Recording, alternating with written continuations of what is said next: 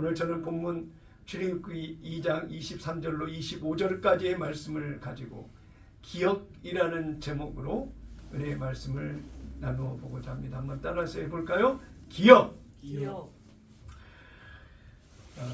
오늘 본문의 말씀은 야곱과 그의 후손들이 요셉의 총리 시절을 지나고 400년 동안 애굽에서 노예로 살면서 각종 부역과 고통스러운 그 일들을 당하면서 그들의 하나님을 향한 고통과 아픔의 그 호소를 하나님께서 들으시고 하나님께서 저들과 맺은 이스라엘, 아브라함과 이삭과 야곱의 하나님으로서의 아브라함, 이삭, 야곱과 맺은 그 언약을 기억하셔서 이스라엘 백성들을 애굽에서 가나안 땅으로 돌아오게 하신다라고 하는 놀라운 하나님의 기억이 드러나는 장면이라고 하는 것입니다. 이 기억이라고 하는 기능, 기억이라고 하는 이 사람에게만 있을 것 같은 이 기억이 사람에게만 있는 것이 아니라 하나님의 창조하시는 모든 자연 만물에 하나님이 기억이라고 하는 기능을 다 그 자연 만물에다가 다 장치를 해놓으셨다라고 하는 것입니다. 네.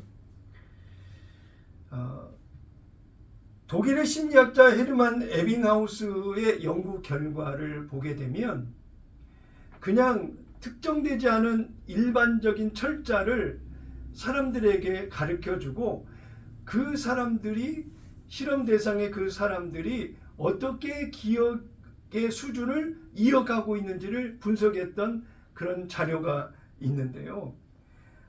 무언가를 인간이 학습한 뒤에 10분이 지나면 망각이 시작이 된답니다. 그래서 20분이 지나면 42%가 잊혀지고 1시간이 지나면 44%가 잊혀지고 44%의 기억만 남게 되고 하루가 지나면 33.7%가 남고 처음 기억했던 것의 약 3분의 2는 잊혀지고 만다라고 하는 것입니다. 6일이 지나면 75%를 잊어버리고 한 달이 지난 후에는 79%를 잊어버린다라고 하는 것입니다. 결국 한 달이 지나면 21%의 기억밖에는 가지고 있지 않다라고 하는 것이죠. 물론 이것은 가설이고 이론이고 그들의 이 헤르만 에빙하우스의 주장이고 연구의 결과이기는 합니다만 사람에 따라서 기억하는 용량이 다 다르고 또 같은 사람이라 할지라도 어떻게 느끼느냐에 따라서 느끼는 정도의 기억이 오래 가느냐 적게 가느냐 그 차이가 있다라고 하는 것입니다. 현대 뇌과학자들에 의하면 어렵게 기억된 것이 오래 가고 어떤 정서적이고 감성적인 반응을 통해서 얻게 되어진 기억이 오래 남는다라고 하는 것입니다. 그러므로 우리가 기억을 오래 가져야 될 것이 있다라고 한다면 뭔가 어려운 가운데에 그 기억을 내 안에 남기고 정서적이나 어떤 감성적인 반응을 통해서 그 기억을 오래 유지할 수 있도록 대응하는 것이 우리 안에 있는 기억의 기능을 효과적으로 이어갈 수 있다라고 하는 것입니다. 피조물의 인간은 창조될 때부터 배우고 기억한 것들을 기억만 하는 것이 아니라 잊혀지는 기능도 그 기억 속에 그대로 남아있다라고 하는 것입니다. 저는 이 설교를 준비하면서 54년 전에 유치원에 다녔었던 그 유치원 그 원가라고 해야 되는가요? 그 노래가 기억이 났습니다.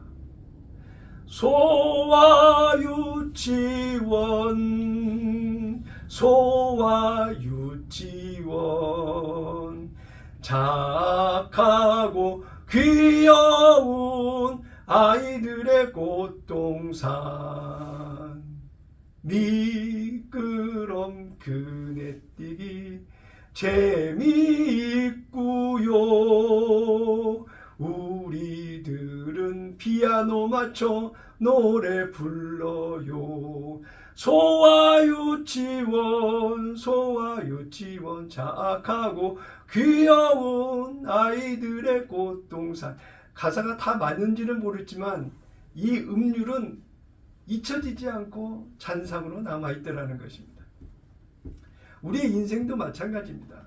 어떤 슬프고 기쁘고 즐겁고 재미있는 옛날의 기억들이 우리를 이끌어가고 그 감성과 그 기억에 반응하는 나의 심령의 변화가 우리 안에 내재되어 있게 된다라고 하는 것입니다. 사람에게만 기억의 기능이 있는 것이 아니라 동물들에게도 그 기능이 있더라고요. 키우는 집에 강아지의 모습을 보게 되면 강아지들도 자기들끼리 어떤 소통하는 그 교감을 가지고 그들의 적합된 기억을 가지고 살아가더라는 거예요. 사료를 먹을 수 있는 그 시간이 되게 되면 주인에게 다가와서 보채고 주인의 움직임 속에 무언가 자기들과 반응이 될 수 있는 것들이 기억나고 떠오르면 주인에게 반응하는 그런 강아지들을 볼 수 있게 됩니다. 맛있는 것을 보게 되면 입가에 침을 흘리기도 하고요. 산책을 나갈 것 같으면 좋아서 어쩔 줄 모르는 그런 반응들을 보면서 이 동물들도 기억의 기능이 살아있구나라고 하는 것을 알게 됩니다.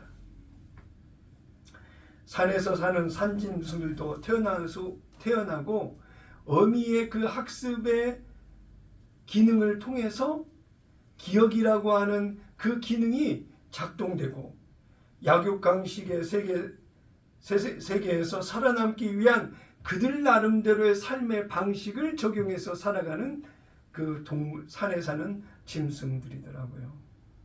산에 사는 짐승들만 기억에 있는 것이 아니라 물에서 사는 물고기들도 해양 생물들에게도 기억의 기능을 가지고 살아가는 것을 알 수가 있었습니다. 못 먹을 것은 입에 넣었다가도 뱉어내는 그런 물고기들이 있고요.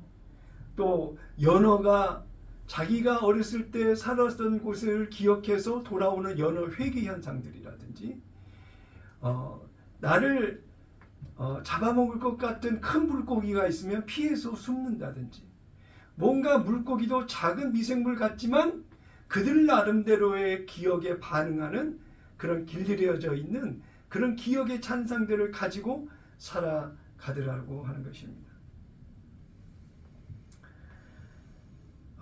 식물들도 기억이라고 하는 그 기능이 있습니다. 봄이 돼서 날씨가 따뜻해지면 겨울에 움츠려졌던 그런 환경들 속에 싹을 틔워야 되겠구나 해서 새순이 자라고, 날씨가 더웠을 때는 줄기가 자라고 꽃이 맺히고 꽃이 열리고 벌과 나비가 오고 가고 수정을 통해서 열매를 맺고 추워지면 가을에 열매를 얻을 수 있을 만큼 자라고, 또 추워지는 겨울이 되면 낙엽이 떨어지고 겨울을 대비하고 움츠려드는 그런 식물의 반응들을 보면서 식물들도 식물 나름대로의 시간과 장소와 환경과 여러 가지 온도와 계절을 읽어내는 그 기억을 가지고 있구나라고 하는 것입니다. 지난 주간에 저는 선릉역 주변에서 차를 운전을 하면서 우연히 비탈길을 올라가는 기회가 있었습니다.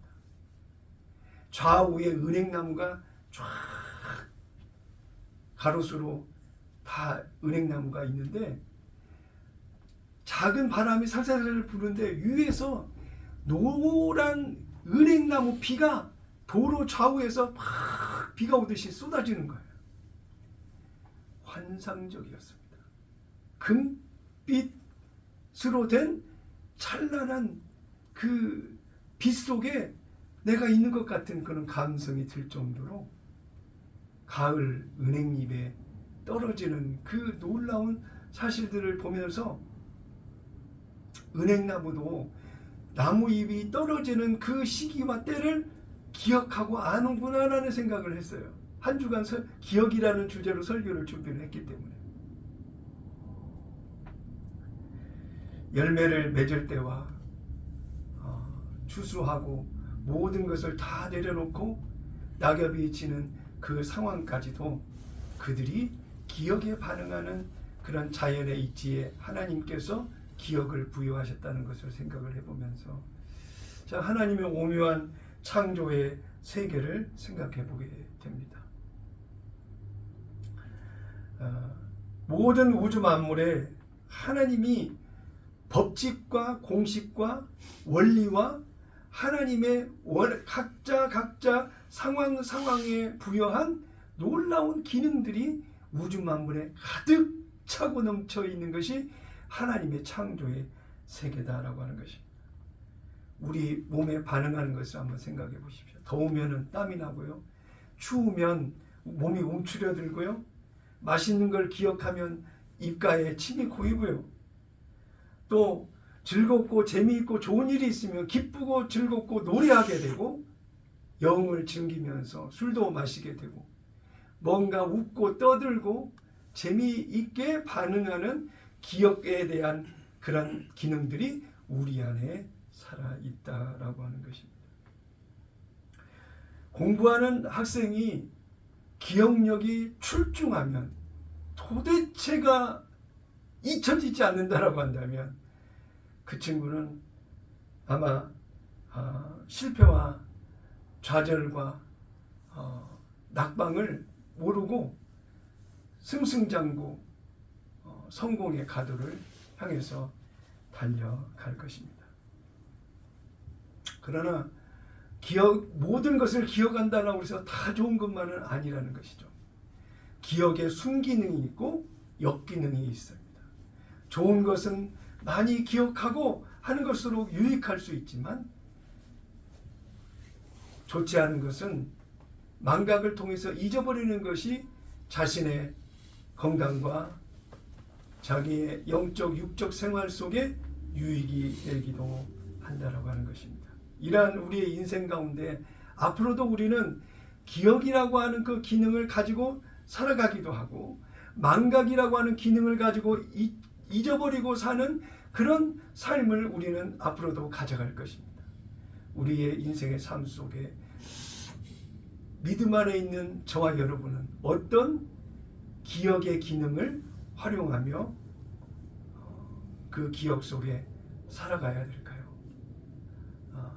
오늘 본문을 통해서 하나님이 사람을 통해서 기억하시는 그 기억에 반응하는 대상인 바로 저와 여러분이 어떤 기억에 반응하는 삶을 인생 가운데 살아가야 될 것인가. 첫 번째로 나를 기억하시는 하나님을 기억해야 된다는 것입니다. 수많은 기억이라고 하는 상황들이 우리 안에 펼쳐지고 앞으로도 전개될 것이지만 그 안에 가장 우선순위고 절대적인 기억의 코드는 바로 하나님을 기억해야 된다는 것입니다. 히브리어로 기억하사, 오늘 본문의 말씀 기억이라는 단어가 2번 나왔는데 기억하사라는 단어를 히브리어로 찾아보니까 자카르라고 하는 히브리어 단어로 표현이 되어 있는데 이 단어는 잊을 뻔했는데 기억이 나다라고 하는 뜻이 아니에요. 이것은 누군가를 향한 직접적인 행동에 초점을 맞추어서 표현하신 기억이라고 하는 의지적 표현의 말이 있다라고 하는데 여기에서 얘기하는 기억하다라고 하는 자카르의 의미는 하나님이 기억의 주체라고 하는 거예요. 전능하신 창조주 하나님이 대상을 향해서 기억하셨다라고 하는 하나님의 기억을 이야기하고 있는 것이 바로 자카르라고 그렇게 말씀하고 있습니다. 이 하나님이 얘기하신 자카르라고 하는 기억의 의미에는 하나님이 행위, 의지, 하나님의 헌신이라고 하는 그런 의미가 이 자카르의 의미에 담겨져 있는데 하나님의 기억의 대상인 이스라엘 백성들을 향하여 내가 어떻게 하리라, 어떻게 이루리라, 무엇을 내가 약속한 기억이 있는데 그 기억을 내가 반드시 지키리라 라고 하는 의지가 담긴 기억의 자카르라고 하는 단어라는 것입니다. 오늘 우리에게도 하나님의 자카르의 은혜가 거룩한 꿈의 교회 성도 여러분과 저에게도 함께 임하게 될 줄로 믿습니다. 그렇게 되기를 바라시면 다 같이 아멘 하시기 바랍니다. 아멘. 하나님의 자카르의 은혜, 나를 기억하시고 내게 약속하신 그 약속의 하나님의 뜻을 반드시 이루시겠다라고 하는 하나님의 기억이 이스라엘 백성들에게만 주어진 자카르 하나님의 기억이 아니라 2024년 12월 첫째 주 12월 1일 오늘을 살아가는 우리 모두에게도 동일하게 하나님의 기억이 우리를 향하여 일어나는 놀라운 은혜를 입으시기를 예수님의 이름으로 축원합니다. 킹제임스 성경으로 누가복음 23장 42절을 보니까 이렇게 말씀에 표현이 되어 있습니다. 예수께 말씀드리기를 주여 주께서 주의 왕국에 임하실 때 나를 기억하소서 하니, 예수께서 그에게 말씀하시기를 진실로 내가 너에게 말하노니 오늘 네가 나와 함께 낙원에 있으리라 하시니라. 누가 누구에게 얘기하신 거죠? 예수님이 십자가에 달린 한 행악자 중에 나를 기억하소서라고 하는 십자가상에 달렸던 한 사람에게 예수님이 해주신 말씀이라고 하는 것입니다. 모세를 80세의 나이에 불러 세워서 이스라엘 백성들을 애굽의 10가지 재앙을 내리시고 40년 동안 출애굽을 이끄시는 약속의 성취로 이스라엘의 역사는 진행이 됩니다.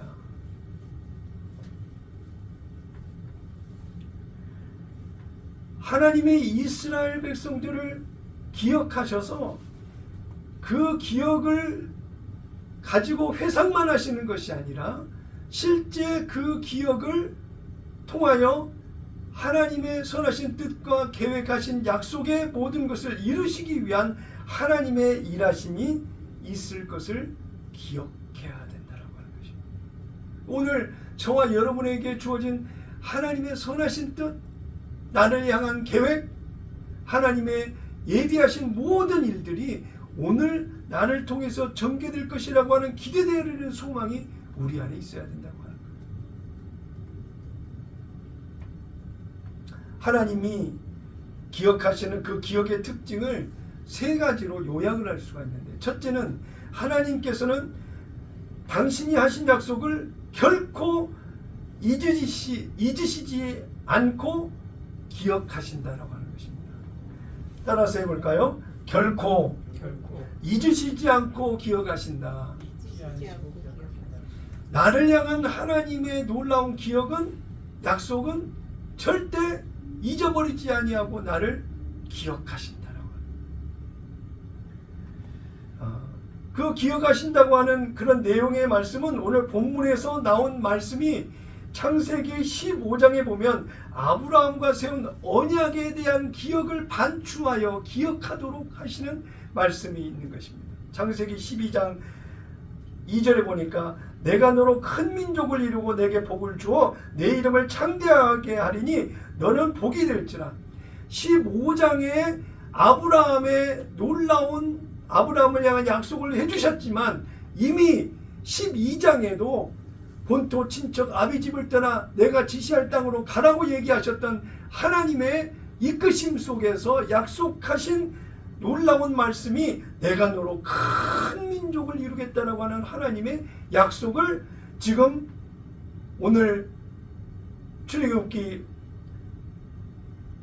2장 23절 25절 오늘의 본문의 말씀을 통해서 하나님이 기억하신 그 기억이 바로 아브라함에게 하셨던 그 약속을 기억하셨다라고 하는 것입니다. 하나님은 이 약속을 하셨기 때문에, 전능하신 하나님은 약속을 잊어버리신다거나 나중에 하신다거나 약속을 피한다거나 약속을 모른다고 하실 하나님이 돼서는 안 되기 때문에 하나님의 절대적인 권위와 영광 가운데 그 기억을 이루어 주실 수밖에 없는 것입니다. 하나님은 그 언약을 잊지 않게 하시기 위해서 어떻게까지 그 약속을 말씀하셨느냐면, 첫 번째로 아브라함에게 하늘의 별과 같이, 아브라함이 하나님을 부르실 때 뭇별을 셀 수 있나 보라 라고 표현하시면서 너희 자손이 이렇게 되리라고 얘기하고 계셔요. 창세기 15장 5절에 하늘을 우러러 뭇별을 셀 수 있나 보라, 내 자손이 이와 같으리라 그랬어요. 셀 수 없는 별과 같이 너희 자손을 이와 같이 내가 너를 축복하리라 약속하셨어요. 또 강조하신 것은 땅의 티끌과 같이 너희 자손을 허락하시겠다고 말씀하셨어요. 이 말씀을 언제 하셨어요? 아브라함과 조카 롯이 나누고 난 이후에 하나님께서 아브라함이 본토 친척 아니죠, 동서남북 사방을 바라보고 하나님께서 아브라함을 축복하실 때에 창세기 13장 16절에 보니까 내가 내 자손이 땅의 티끌과 같게 하리니 사람이 땅의 티끌을 능히 셀 수 있을진데 내 자손도 세리라 그랬어요. 땅의 티끌과 같이 셀 수 없도록 내 자손을 주시겠다고 약속하신 그 약속을 하나님이 기억하셨다는 거예요. 세 번째, 바다의 모래와 같이라고 말씀하셨어요. 창세기 22장 17절에 보니까 내가 내게 큰 복을 주고 내 씨가 크게 번성하여 하늘의 별과 같고 바다의 모래와 같게 하리니 내 씨가 그 대적의 성문을 차지하리라. 이 축복의 말씀은 언제 주셨어요? 아브라함이 아들 이삭을 모리아산에서 제물로 드리고 난 이후에 하나님이 약속하신 축복의 약속이라는 거예요. 그러니까 하나님이 출애굽기 2장에서 얘기하고 있는 하나님이 기억하사라고 하는 자카르라고 하는 그 뜻 의미 안에는 이렇게 아브라함에게 하늘의 별과 같이 바다의 모래와 같이 땅의 티끌과 같이 너희 자손을 창대케 해주시겠다고 하신 약속을 기억하시고 애굽에서 종살이하고 있는 이스라엘 백성들을 보시게 됐다라고 하는 거예요. 그러니까 그 하나님의 기억은 그냥 회상하는 기억만이 아니고 그 약속을 지켜야 되는데 어떻게 하나님의 역사를 통해서 그 약속을 성취하실까라고 하는 하나님의 의지적인 힘이 담겨 있는 자카르, 하나님의 기억이라고 합니다. 두 번째, 하나님의 기억의 특징은 우리의 기도를 들으시고 그 약속을 이룰 오늘의 상황을 돌아보신다라고. 자, 이스라엘 백성들이 하나님을 향해서 통곡하고 이 고통스러운 노역에서 벗어날 수 있도록 하나님 우리를 살려주세요.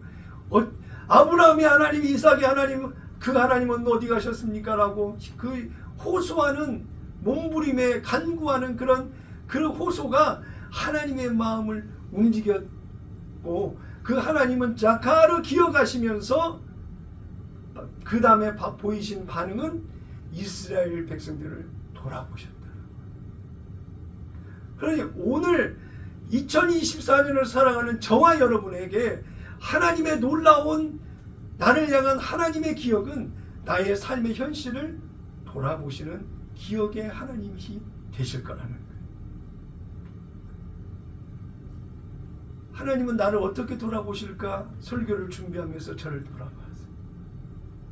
사방에 우겨쌈을 당하고 안팎으로 화살을 쏘아대고 수많은 갈등과 문제의 현장 속에서 외롭게 홀로 서 있는 제 자신을 보았어요. 그런데 설교를 하기 위해 강단에 올라오는데 무릎을 꿇고 잠깐 기도하는데 하나님의 위로의 말씀이 주시는 거예요. 사도 바울의 이가 약할고 그때의 강함이라 얘기했고, 제가 여러분에게 성경 공부를 하면서 말씀을 드렸죠. 기도 안 하던 자가 기도 안 하는 자가 무릎을 꿇고 기도하면 그 기도가 목사의 기도보다 더 강력한 하나님을 이끄는 기도가 될 수 있다라고 여러분한테 가르쳐드린 말씀이 있잖아요. 나는 사방에 우겨쌈을 당하고 안팎으로 화산을 쏘아대고 힘들고 고통스럽고 아프고 어려운 현실을 달려가고 있지만 결코 너는 혼자가 아니다. 내 입으로도 설교했지 않느냐. 바울처럼 네가 약할 곳 그때 강함이라고 했지 않느냐. 내가 너와 함께 하는데 무엇이 두렵니?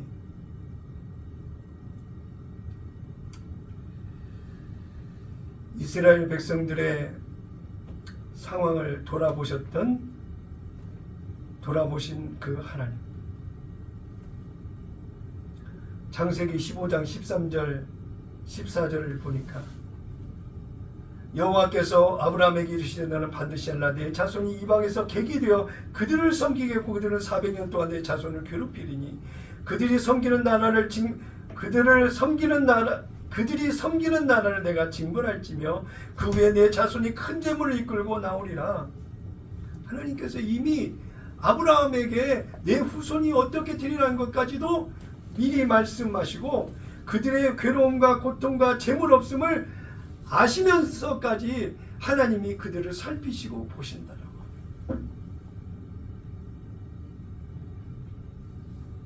세 번째 하나님의 기억의 특징은 이미 예비하시고 약속을 이루시는 하나님이시다는 거예요. 우리가 기도하기 이전에 이미 우리의 상황을 예견하시고 여호와 일에 예비하시는 하나님이라고 하는 거예요.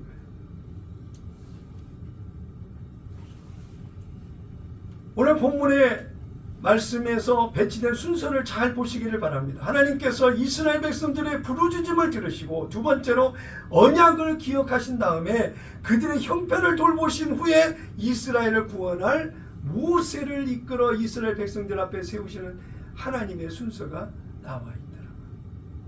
그런데 세우기 전에 이미 모세는 어떤 과정을 겪었어요? 모세는 바로의 그 궁에서 왕자로 자랐잖아요. 40의 나이에 광야로 쫓아가서 40년을 광야에서 살았고 80세의 나이에 돌아와 이스라엘 백성들 앞에 세웠잖아요. 하나님의 예비하심은 이미 이스라엘 백성들의 애굽의 종살이로 고통을 당하는 그 과정 속에 그들의 호소와 몸부림치는 그 고통, 아픔의 현실을 미리 내다보시고 예비하신 모세를 그들의 앞에 세우시는 놀라운 하나님의 예비하심이 있다라고 하는 것입니다. 하나님의 기억이 우리의 현실을 보고서 하나님이 어떻게 하실까? 현실에 보이지 않고 들려지지 않고 아무것도 무언가 소망의 끈을 붙잡고 일어설 수 있는 것이 보이지는 않습니다.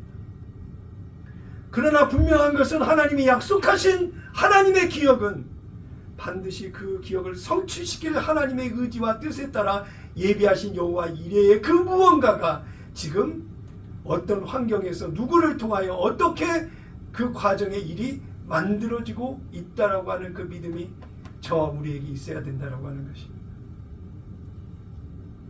하나님이 모세를 출애굽기 2장에 보면 레위 가정에서 태어나게 하셨고 마땅히 남자아이가 태어나면 죽어야 되는데도 불구하고 그를 살려서 모세의 궁전에 바로의 궁전에 들어가게 해서 살게 하셨습니다. 오늘 본문의 내용을 보면 여러 해 후에 애굽 왕은 죽었고 이스라엘 자손은 고된 노역으로 말미암아 탄식하며 부르짖으니라고 그랬어요. 이스라엘 백성들은 그 애굽의 백성들은 요셉의 총리로 지냈던 그 30년의 그 영광을 기억하지 못하고 잊어버려서 이스라엘 백성들을 노예로 부리고 갖은 고역과 고통 속에 그들을 노예로 부리고 살았지만 하나님은 그대로 이스라엘 백성들을 방치하고 모른다 하지 아니하시고 하나님은 기억하셔서 그들의 부르짖은 그런 간구를 하나님께서 그 기억에 반응하는 놀라운 역사로 일하시는 하나님이었다라고 하는 것입니다. 그러므로 우리는 하나님은 나와 언약을 맺어주신 하나님이라고 하는 것을 기억해야 되고, 나를 돌보시는 하나님이라고 하는 것을 기억해야 되고, 나를 위해 이미 예비하고 계시는 하나님이신 것을 기억해야 된다는 거예요. 하나님이 착하느라고 하는 기억으로 나를 보신다고 한다면 그 나를 기억하시는 하나님을 향해서 바라보는 나의 하나님을 향한 기억은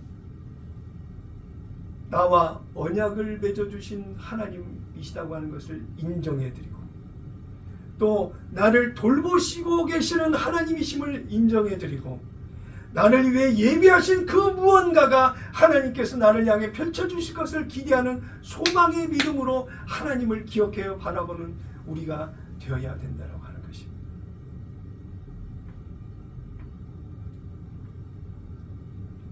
오늘 주제, 기억이라고 하는 주제의 두 번째, 어떤 기억을 가지고 우리가 살아가야 됩니까? 두 번째로 새 언약을 잊지 않고 기억해야 된다고 하는 것입니다. 새 언약이라고 하는 것, 하나님과 나와의 1:1 관계 속에 맺어진 새 언약, 두 번째 언약의 기억, 나를 하나님의 거룩한 백성으로 세우시기를 원하여 내게 약속하신 하나님의 놀라운 역사가 성령으로 말미암아 나를 거듭난 하나님의 생명체로 구원받은 하나님의 하나님 나라의 상속자로 나를 이끄신다라고 하는 그 놀라운 언약의 약속이 오늘 실제 나의 삶 속에 구현되고 실현되고 드러나는 놀라운 은혜 가운데에 있으니, 내가 기억해야 될 것은 하나님이 나에게 약속하신 하나님의 백성답게 하나님의 나라의 유업을 이을 자의 상속자의 신분으로 살아가는 그 거룩한 성품에 걸맞게 반응하는 믿음의 기억은 바로 새 언약을 기억하며 믿음으로 주님을 바라봐야 된다고 하는 것입니다. 오늘도 하나님은 그 새 언약이라고 하는 그 언약 가운데에 하나님의 실제 성령으로 내 안에 오셔서 내 안에 예수님의 생각과 마음을 가르치시고 하나님의 뜻을 알게 하시는 것뿐만이 아니라 그 하나님의 뜻에 반응하는 믿음의 삶을 살도록 하신다라고 하는 것입니다. 그래서 하나님의 백성인 저와 여러분이 이 땅을 살아가면서 기억해야 될 것은 그 새 언약, 두 번째 언약, 성령으로 거듭나게 하시고 그 생명으로 살게 약속하신 그 약속이 오늘 나를 어떻게 변화시키고 세우시고 이끌어 가신지에 대한 그 약속에 반응하는 나의 기억을 가지고 살아가야 된다고 하는 거예요. 고린도전서 15장 50절 다 같이 보겠습니다. 형제들아, 내가 이것을 말하노니 혈과 육은 하나님의 나라를 이어받을 수 없고 또한 썩는 것은 썩지 아니하는 것을 유업으로 받지 못하느니라. 만약 우리의 믿음의 그 결과가 이 땅에서 부귀영화, 출세, 성공, 물질, 부자로 사는 것, 권세 있는 자로, 능력 있는 자로 힘있게 힘을 부리고 사는 것, 그걸로 믿음의 결과를 우리에게 주셨다라고 하냐. 이 세상에 끝이 보이는 이 세상에서 우리의 결과는 영원하지 않은 율법 안에서의 실패자의 모습으로 살아갈 수밖에 없을 것입니다. 갈라디아서 3장 18절로 또 3장 29절을 보니까 만일 그 유업이 율법에서 난 것이면 약속에서 난 것이 아니니라. 그러나 하나님의 약속으로 말미암아 아브라함에 주신 것이라. 29절 너희가 그리스도의 것이면 곧 아브라함의 자손이요 약속대로 유업을 이을 자니라고 말씀하고 있습니다. 그러므로 율법을 이을 유업을 이을 자의 모습으로 간다면 그 믿음의 결과는 이 세상에 있는 것이 아니고 믿음의 결과는 영원한 하나님의 상속받을 나라에 있다라고 하는 것을 잊으시면 안 되겠습니다. 하나님 앞에서 거룩하게 구별된 자, 저와 여러분의 믿음의 정체성은 새 언약에 반응하는 믿음으로 살아가는 우리의 모습으로 그 열매가 맺어져야 될 것입니다. 로마서 8장 1절로 4절까지의 말씀을 다시 한번 확인하며 읽어보면, 그러므로 이제 그리스도 예수 안에 있는 자에게는 결코 정죄함이 없나니 이는 그리스도 예수 안에 있는 생명의 성령의 법이 죄와 사망의 법에서 너를 해방하였습니다. 율법이 육신으로 말미암아 연약하여 할 수 없는 것을 하나님은 하시나니 곧 죄로 말미암아 자기 아들을 죄 있는 육신의 모양으로 보내어 육신의 죄를 정하사 육신을 따르지 않고 그 영을 따라 행하는 우리에게 율법의 요구가 이루어지게 하려 하심이니라. 결국 성령이 내 안에서 하시는 일은 율법의 요구, 거룩하게 의롭게 선하게 하나님의 성품으로 세워지는 그 모든 일을 내 안에서 성령이 하시기에 그렇게 약속하신 새 언약을 기억하며 살아가는 우리의 모습이 되어야 된다고 합니다. 첫째, 나를 기억하시는 자카르의 하나님을 기억해야 됩니다. 두 번째, 새 언약에 성취되어 하나님의 언약의 백성으로서 거듭난 하나님의 생명으로 성장하는 그 언약의 말씀을 기억하는 우리의 모습이 되어야 될 줄로 믿습니다. 노아의 방주는 이렇게 방향을 향해서 나아가는 노가 없었어요. 배만 지어졌어요. 풍랑이 일고 바다 물결이 쳐도 어떤 방향으로 의지를 가지고 갈 수 있는 것이 하나도 없었어요. 하나님의 시간 카이로스, 하나님의 시간 속에 노아는 홍수 속에 둥둥 떠서 그냥 기다리고 있을 수밖에 없었어요. 하나님의 선하신 예비하심이 아라랏산에 그 배가 머물도록 한 것까지에는 이 노아와 그의 모든 8명의 사람들이 능동태가 아니라 수동태의 반응으로, 기다리는 반응으로 하나님의 때를 기다렸다라고 하는 것을 기억해야 됩니다. 약속에 반응하시는 하나님, 그 하나님이 우리가 아버지라고 부르는 좋으신 하나님이시라고 하는 것을 기억하셔서 새 언약 안에 하나님의 뜻이 이루어질 걸 기대하고 새 언약을 기억하는 거룩한 꿈의 교회 교우 여러분 다 되시기를 예수님의 이름으로 축원합니다.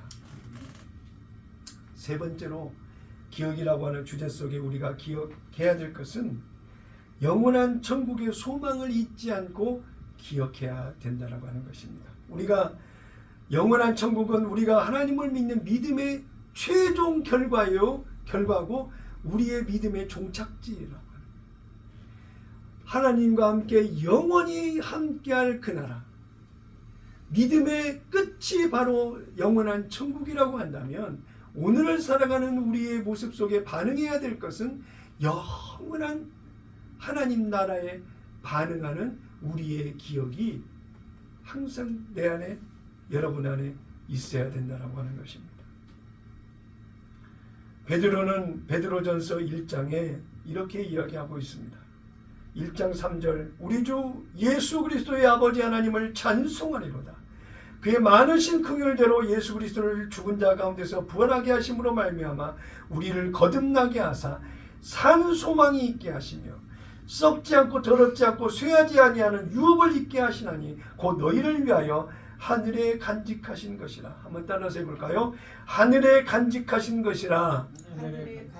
우리가 소망을 가지고 나아갈 수 있는 것은 영원한 하늘에 간직된 하나님의 나라를 소망하며 믿음으로 나아가야 된다고 하는 것입니다.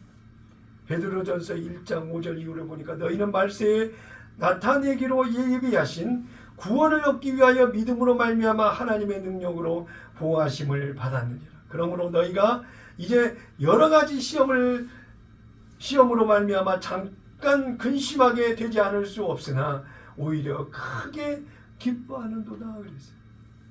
여기에서 근심 어린 시험이 일상의 생활 속에 있을 수 있다라고 하는 것입니다. 그러나 그런 시험이 있을 때마다 우리가 크게 기뻐할 수 있는 것은 그 시험을 홀로 놔두지 아니하시고 그 시험 가운데에도 함께 하시는 그 하나님 때문에 큰 위로와 기쁨이 주님이 오히려 가까이 나와 함께하고 계시는 것을 알게 되는 그 은혜로 말미암아 우리 안에 아멘 주 예수여 오시옵소서 영원한 천국에 대한 소망의 기대를 가지고 주님을 바라보는 우리의 변화된 모습이 반드시 우리의 기억 속에 있어야 된다고 하는 것입니다.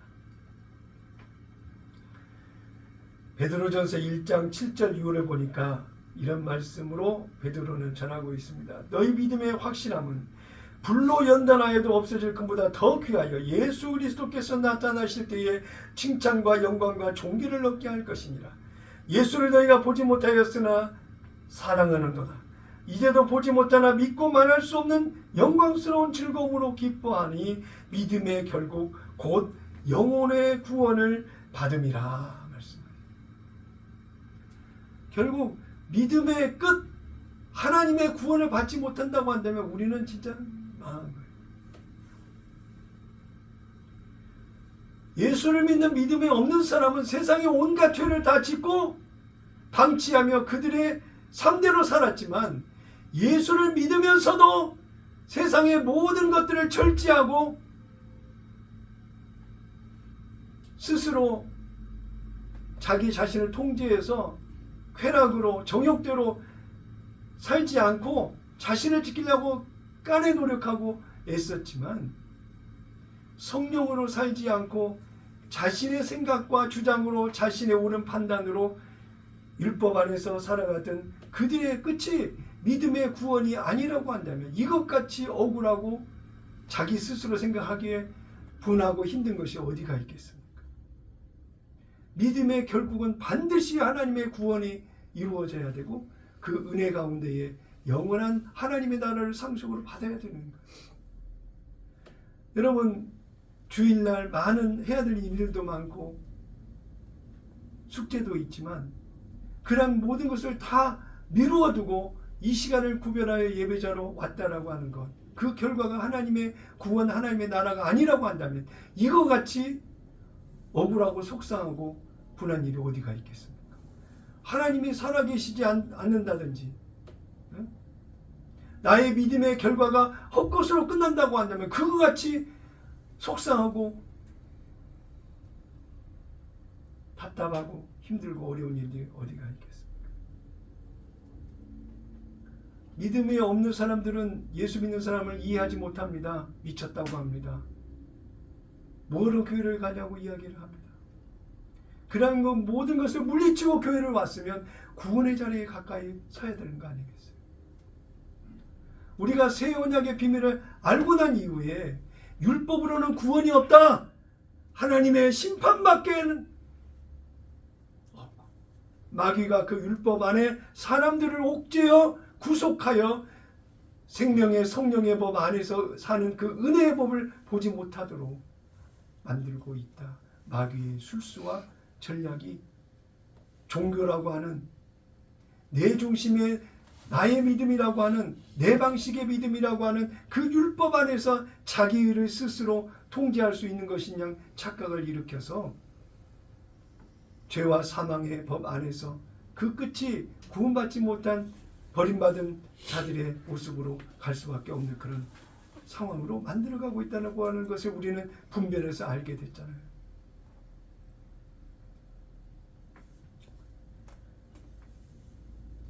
마태복음 7장 21절에 나더러 주여 주여 하는 자마다 다 천국에 들어갈 것이 아니요 다만 하늘에 계신데 아버지의 뜻대로 행하는 자라야 들어가리라고 그랬어요.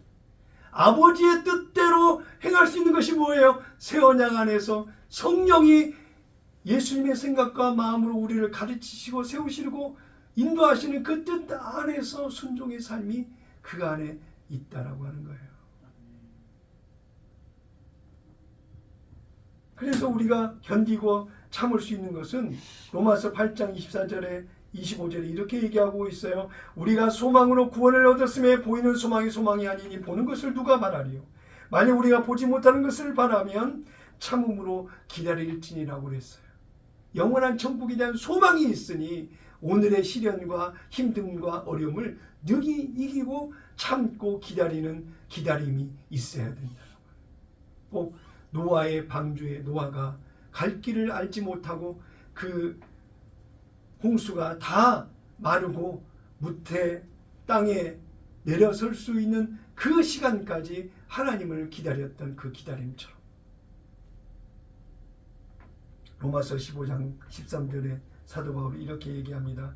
소망의 하나님이 모든 기쁨과 평강을 믿음 안에서 너희에게 충만하게 하사 성령의 능력으로 소망이 넘치게 하시기를 원하노라. 힘들고 어렵고 지쳤는데 목소리를 높이고 힘이 나고 자신 있게 얘기할 수 있는 그 이유는 성령이 내 안에서 내가 너희 하나님이라고 이야기하시고 나와 함께 하신다고 임마누엘의 은혜를 내게 허락해 주시니 그 안에서 목소리를 높여 하나님 살아계시고 나와 함께 하시고 우리와 하나님이 동행하시며 역사하고 계신다라고 하는 것을 자신 있게 얘기할 수 있다라고 하는 거예요. 성령의 능력으로 소망을 주시는데 일어나는 모습이 다 되시기를 바랍니다. 이사야 선지자를 통해서 하나님이 나를 잊지 않겠다고 확고한 고백을 하게 하셨습니다. 이사야 49장 14절에 보니까 오직 시온이 이르시기를 여호와께서 나를 버리시며 주께서 나를 잊으셨다 하였거니와 여인이 어찌 그 젖먹는 자식을 잊겠으며 자기 태에서 난 아들을 긍휼히 여기지 않겠느냐. 그들은 혹시 잊을지라도 나는 너를 잊지 아니할 것이라. 네. 내가 너를 내 손바닥에 새겼고. 네. 결코 저와 여러분은 하나님의 모른다, 기억 못한다, 포기한 자, 버린 자 될 수 없다라고 하는 거예요. 이미 저와 여러분에게 예수 그리스도의 십자가 희생의 가치를